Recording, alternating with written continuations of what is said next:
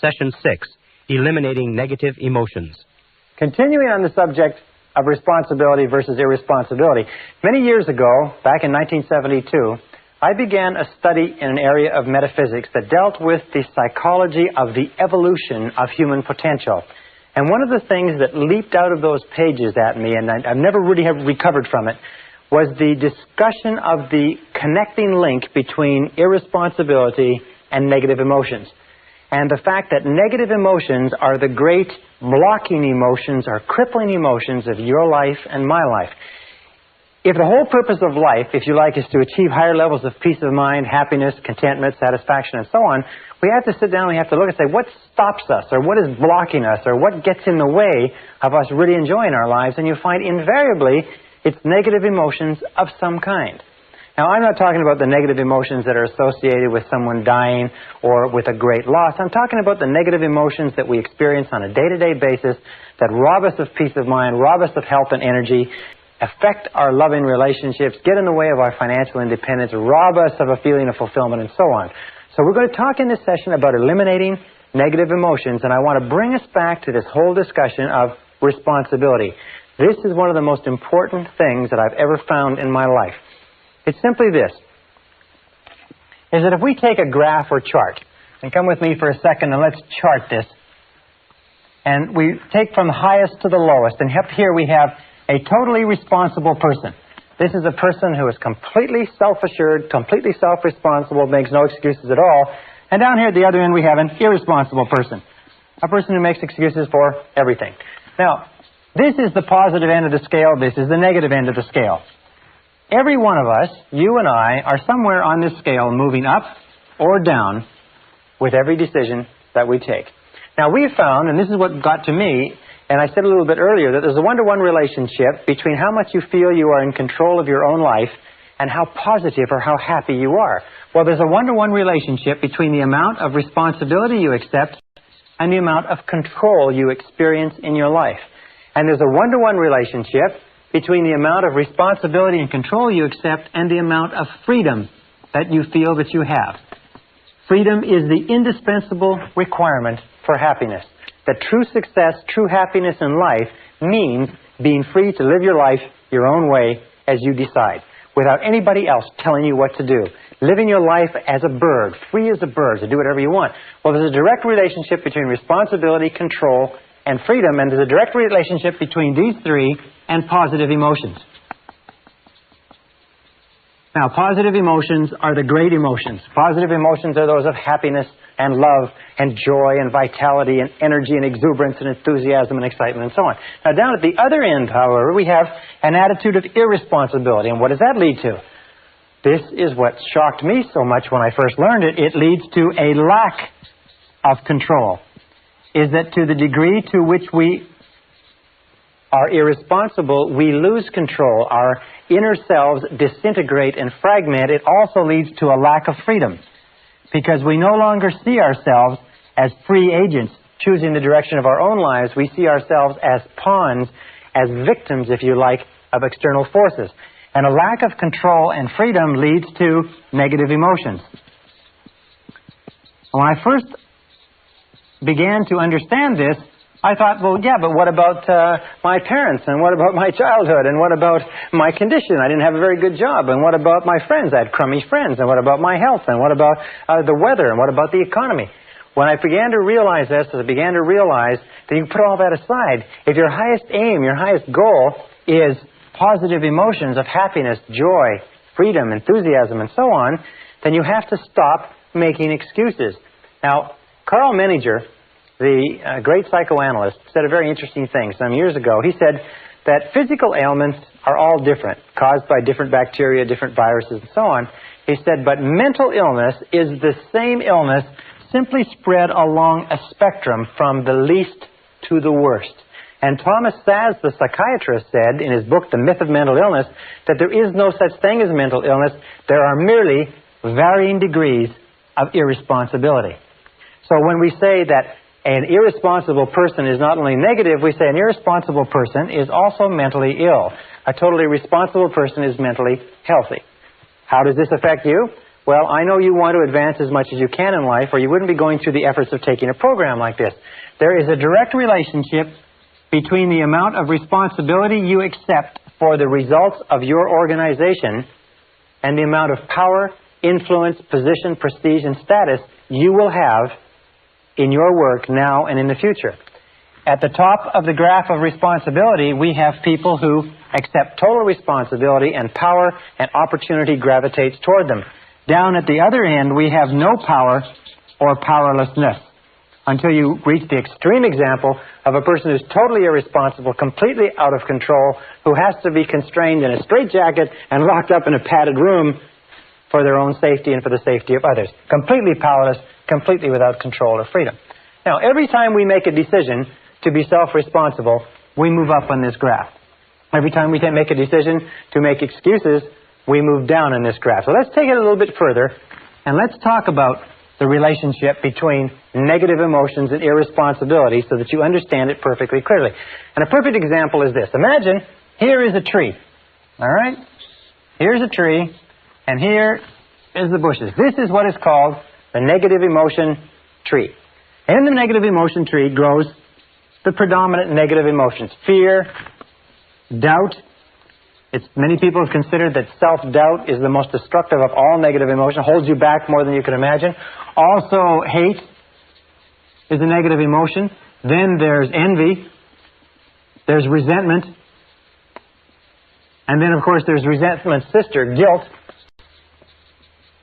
These are all the big negative emotions. These are the ones that have led the hit parade for years. There's about 54 different negative emotions, but these are the top one. And if you take these negative emotions and you boil them all down, and you can put in your own favorite, by the way. Everybody has their own favorite negative emotion. Jealousy could be yours.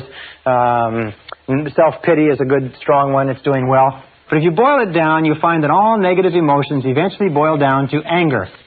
Either inwardly expressed, that is where you make yourself sick, or outwardly expressed, that is where you make other people sick.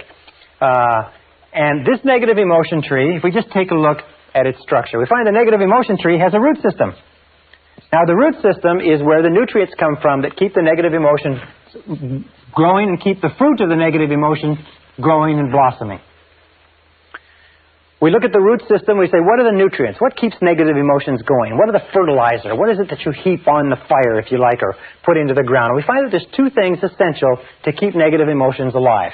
The first is justification. Justification. That's merely telling yourself and anybody else who will listen why you are justified in having this emotion. And the other is what we call identification. Identification means taking things personally. That's why, of course, they suggest that a person who acts as their own lawyer has a fool for a client. Probably a person who acts as their own doctor has a fool for a patient, too. Because we become so personally identified with our own situation, and so do you, we take it so personally that we get all emotionally involved and wrapped up in it. So we find that it's not possible for you to be negative about anything for very long unless you can justify or have a reason for it and explain it to other people, or unless you can identify and take it personally. For instance, if somebody comes in from the parking lot and says, they just ran into a car in the parking lot, doesn't bother you at all, because you don't identify with it. Now, if they said they just ran into a car in the parking lot and it's your car in the parking lot and the person's gone, now you can become extremely upset. Remember this, however, that we always choose these responses. I'll come back to this in a second. So how do we get rid of justification? How do we starve the root system of the negative emotion tree? The way that we get rid of justification is by becoming non-judgmental. In the Bible it says, "Judge not that ye be not judged." And since the Bible is, amongst many other things, a book of philosophy and metaphysics and how to live, being non-judgmental means that you just refrain from judging, hold back from judging. Instead of casting a judgment that somebody is guilty of something, somebody has done something, just remain open and neutral. Just remaining neutral, and that's the key, stops the negative emotion from getting going. One of the things that we know about negative emotions, and I've studied them for years, is that negative emotions start off like a spark. And as they are fed, as we dwell upon them, as we justify them, as we become judgmental about the situation, they start to grow and grow and grow until they absolutely consume our minds. Now, with regard to identification, which is taking things personally, what we do is what is called, we disidentify. we objectify, or we again remain neutral. We try to keep it at arm's length. We say there is a problem, but I am not the problem. There is a difficulty, but the difficulty is not me, and we keep it at arm's length. So these two, once we begin to stop justifying and stop identifying or taking things personally, stop getting emotionally involved. Have you ever had the situation where somebody comes to you with a problem and you get so emotionally involved with their problem that you that you start to feel upset, and they go away and they don't have a problem anymore, and you're still there and you're upset? This is because we've taken it so personally. However, the key to getting rid of negative emotions, and this is the most important part of this, is the trunk. It's cutting down the trunk of the negative emotion tree. And the trunk of the negative emotion tree is blame. Blame is 99% of negative emotions. Now, it's very important to understand where negative emotions come from. Negative emotions come from inside you. Negative emotions are not contained in external situations. Negative emotions are not caused by other people or other situations. Negative emotions are caused by your response to other situations. Perfect example. Two people meet the same situation, a traffic jam, a rude waiter, whatever it happens to be, and one person gets all upset and uptight and angry, the other person lets it go off their back. Another example. The same person, 2 different days. One day they've had an argument or a flat tire, or they're late for work, they get into a traffic jam and they're angry and they're uptight. The next day, they leave with plenty of time, they had a lovely breakfast with their family, they got lots of time to get to work, they have a traffic jam, it doesn't bother them at all. In both cases, it's an example of that the negative emotion does not come from the situation. Is that you are always free to choose the quality of your emotional life. Is that you choose to become angry. Now understand this, nobody makes you feel anything. Nobody makes you feel angry. Nobody makes you feel tense. Nobody makes you feel upset. You always decide how you're going to feel, and then if you're not careful, you will fall into a negative habit pattern of blaming the other person. Blame is the core of all negative emotions. When you stop blaming, you cut down the negative emotion tree. You cut it off, you kill it, and all the negative emotions die simultaneously. It's almost exactly as if this negative emotion tree were a Christmas tree and it were plugged into the wall. And the negative emotions were Christmas tree lights. And you took this plug and you jerked it out of the wall, what would happen? Well, what would happen is that all the negative emotions, the lights, would go out simultaneously, just like that. How do you do this? You do this by using the law of substitution. Remember, the law of substitution says that the conscious mind can only hold one thought at a time. It's the thought that the conscious mind holds that determines how the emotions will react, how the subconscious mind will react. Since it can only hold one thought at a time, what you do is you knock out the thought that is causing the negative emotion, the blame thought, and you replace it with this affirmation. I am responsible. I am responsible. I am responsible. This, in conjunction with I like myself, I am responsible, is the most powerful, positive affirmation you can use, because the instant that you say, I am responsible, you exert complete control over your emotional life. The instant you say, I am responsible, suddenly you are back in the driver's seat. You cannot say, I am responsible, and feel a negative emotion simultaneously. The one knocks the other one out of your conscious mind. And you can start off, for instance, each one of us has a situation that causes us a lot of aggravation. You have a situation, maybe a person, but every time you think about it, you get angry. Every time you think about it, you get cross or you get distracted. What you do is whenever you start to think about that situation, neutralize it by saying, I am responsible. Wait a minute, I am responsible. Is it a relationship? Who got yourself into the relationship? Did somebody put you there at gunpoint, or did you get into it by yourself? Is it a job? Is it an investment? Is it a health problem of some kind? In every case, accept responsibility. Now, there's a big difference between acceptance and responsibility, and let me just write this up. It's responsibility versus blame.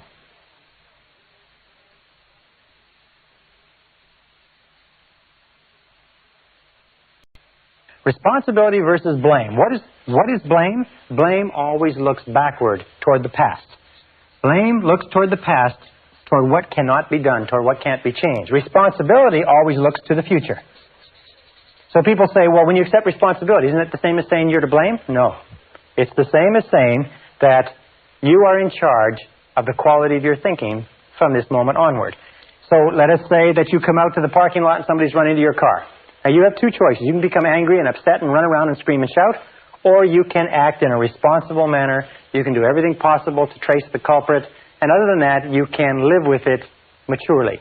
So responsibility always looks to the future. Responsibility always asks this question when faced with a problem. What can we do? Not who did it, but what can we do from here? Where do we go from here? What can we do? This is the question of the responsible person. We don't cry over spilt milk. We just say, all right, what's the solution? And we get on with the game. The irresponsible person always says, who did it? And is obsessed with finding out who did it and then taking whatever blame there is and apportioning it so that everybody gets their fair share of the blame, which of course does nothing to resolve the difficulty. So the key to cutting down the negative emotion tree is using the axe and eliminating blaming. The day that you begin to eliminate blaming from your life is the day that your life starts to take off. Because the day that you start to eliminate blaming and negative emotions, suddenly most of the problems, most of the things that stand between you and the happiness you desire vanish. Why am I making such an emphasis on negative emotions? Well, let me make that clear for just a second. What I found, and this is what was staggering to me, because I've always been committed to realizing my potential as a human being, is that you cannot advance in life except to the degree to which you get rid of your negative emotions. You cannot make any progress. You cannot go any further than where you are right this minute except to the degree to which you leave your negative emotions behind. Now, by the way, with regard to the negative emotion that you have that's associated with another person or situation, it's difficult to accept responsibility. It's difficult to say, I am responsible initially, because you've been blaming that person for so long. So sometimes you have to say it with gritted teeth. You have to say, wait a minute, I am responsible. I am responsible. But the more you repeat this, I am responsible, I am responsible, I am responsible, it comes easier and easier. Eventually it gets to the point where as soon as you think of that person or situation, you can neutralize the thought by the law of substitution by saying, wait a minute, I am responsible. I am responsible. There's a beautiful line that you can use also in dealing with difficult people that goes back to self-esteem, and it also has to do with eliminating negative emotions, is say something like this: no matter what you say or do, I'm still a valuable and worthwhile person. Or, no matter what happens, I am still a valuable and worthwhile person. Or no matter how this situation turns out, I am still a valuable and worthwhile person. The natural course of life is this. Here's the road of life. And when we're children, we start off with no negative emotions. All negative emotions, by the way, have to be taught to a child. They have to be taught, and the child has to learn them from their parents. Have you ever seen a negative baby? There's no such thing as a negative baby. Babies just laugh, and they're happy, and they cry when they have needs, but babies are not negative. But as we grow up, we watch the people around us, and we begin to develop our own negative emotions, which we carry in a sack on our back. As we become teenagers, this sack grows big enough to the point where we can even go to slumber parties, or we can get together with our buddies, and we can talk about how terrible our childhood has been, how rotten our parents are, how rotten our siblings, teachers, and everything else are. Now, when we become adults, what is the mark of adulthood in our society? The mark of adulthood is that you have a great gunny sack full of negative emotions because you have suffered. And what happens is you spend most of your time when you're with other people letting down your guards and telling them about how much you've suffered. What you do is you use exchanges of negative emotions as the basis for your relationships. You say, look, I'll show you my negative emotions if you'll show me yours. Remember, like we used to do as kids? And what you do is you get together like a couple of traders in an Arab bazaar, and you display your negative emotions. You say, oh, look at this rotten childhood I had, and look at this terrible relationship, and look at how crummy my boss is, and how rotten this is, and so on. And you exchange them back and forth. Now, what happens when you talk about and think about your negative emotions? Remember the law of concentration? Whatever you dwell upon grows. Whatever you dwell upon grows and gains strength and stays alive. Negative emotions, by the way, and this is another thing that I learned in the study, is negative emotions are very fragile and ephemeral things. Is that if you don't keep them alive through constant talking, through constant cultivation, you know what happens? They die on you. Yes, you see, negative emotions just die. It's like a fire. If it falls where there's nothing, or a spark, if it falls where there's nothing to burn, it goes out. Negative emotions, unless you talk about them and keep them going, unless you dwell on them all the time, they die on you. You ever had an experience where you're really worried about something, you're really upset about something, and it's preoccupying all of your time, and then you get to work or you get home and you get so busy doing something else that for about 3 or 4 hours you don't have time to think of anything else, About 3 or 4 hours, you stop and say, geez, I haven't worried about that for a long time. I've got to get back to worrying about it because what's happening is going out. It's like a fire that's going out. So you've got to get back to it. You've got to think about it and talk about it and worry about it and hassle it to get it back up to the point where it's preoccupying your whole mind. How many times does that happen? Well, what the mature adult does is the mature adult leaves their negative emotions by the side of the road and gets on with the rest of their life. They get on with the rest of their life. They leave them there instead of dragging them along. They leave them like a big pile of garbage at a garbage strike. They just leave it there. And when people say, how are things going? You say, wonderful. You say, how's life? You say, terrific. You say, how's your relationships? Couldn't be better. How is your health? How are you feeling? I feel great. In other words, don't talk about negative things, because when you talk about negative things, you actually increase them and you draw more of them into your life. Look at the people that you know who have problems. You notice the people that you know who have problems all the time, never seem to solve their problems? Are people who talk about their problems all the time? To him that hath shall more be given. From him who hath not, even that which he hath shall be taken away. Now, this is another critical point with regard to relationships. And I learned this again in my studies. It is that each of us has a certain amount of suffering that we've gone through, and people fall in love with their suffering. People love their suffering. As a matter of fact, they feel that they've paid for it, they've thought about it, they've lived with it for so long that most people are very reluctant to give up their suffering. You can't talk them out of it. You say, well, why don't you just forget it? Why don't you just put it behind you? Why don't you just get on with it? They say, well, I can't do that. Do you know how much I've suffered? Do you know how much emotional investment I've put into this relationship, this job, this career, and so on? I remember, I can tell you 1,000 people who've come up to me who are in bad relationships. And they say, well, I've been in this relationship or in this marriage now for several years, and I'm miserable, I'm unhappy, we don't like each other, it's going nowhere. I say, why don't you do something about it? But after all these years?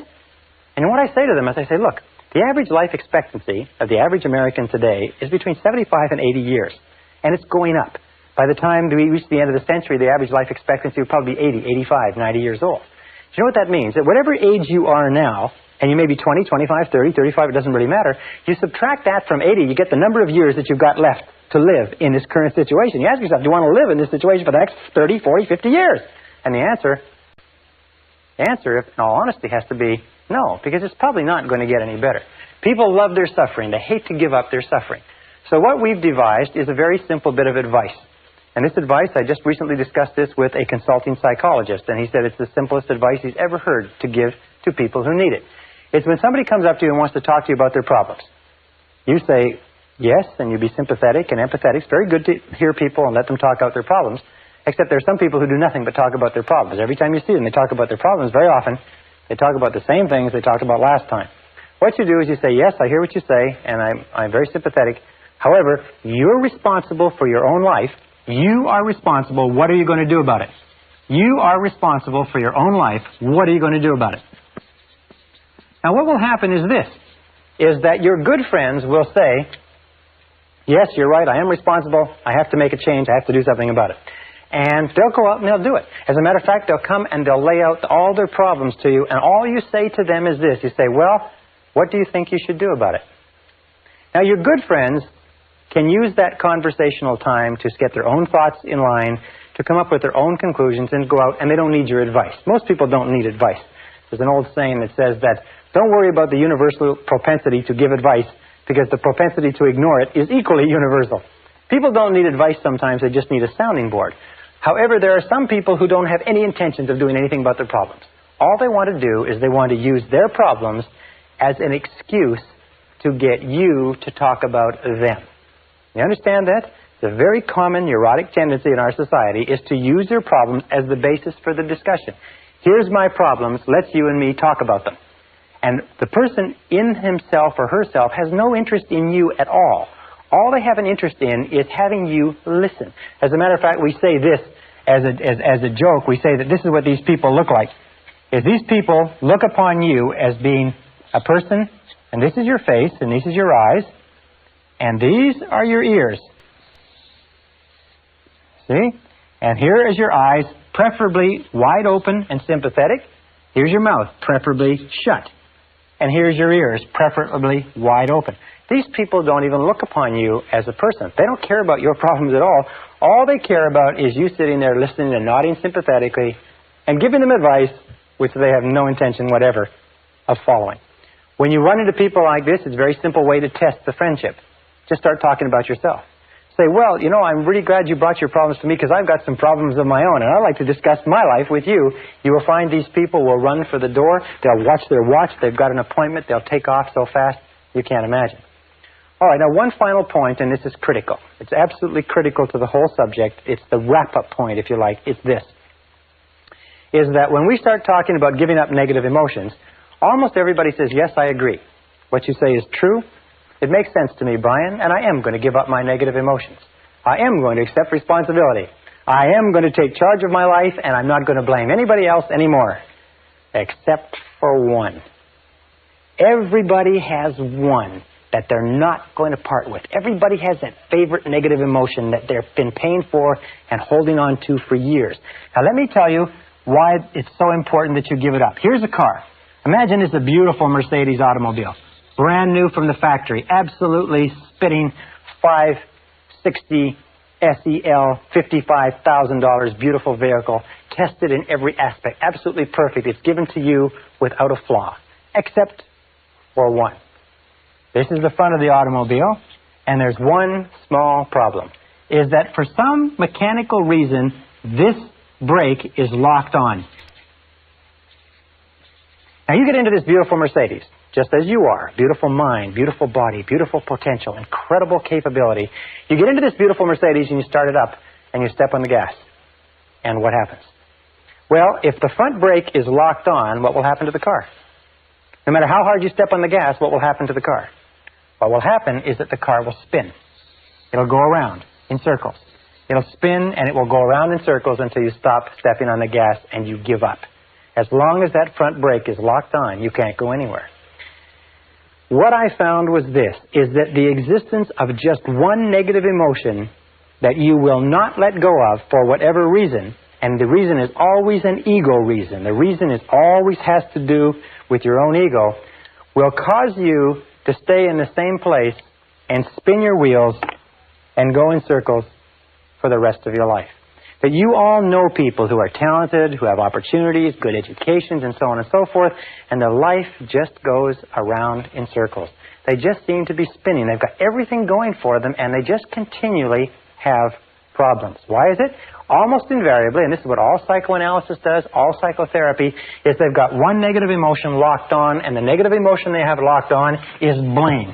There is somebody that they are still blaming for something. There's somebody that they are not going to let off the hook because that son of a gun did something to them. You know what I'm talking about?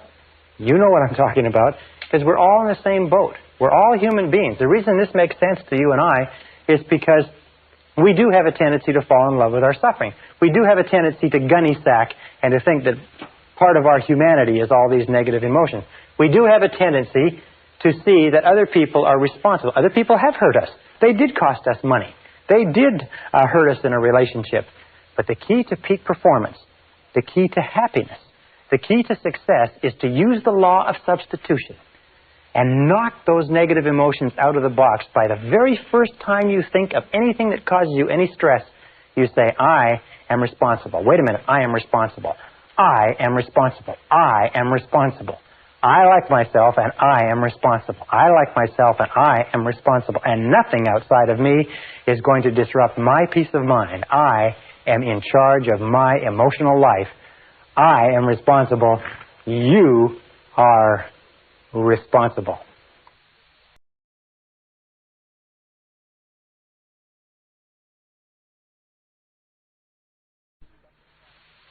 Session 7, Releasing Your Brakes. When I began studying negative emotions many years ago, the most critical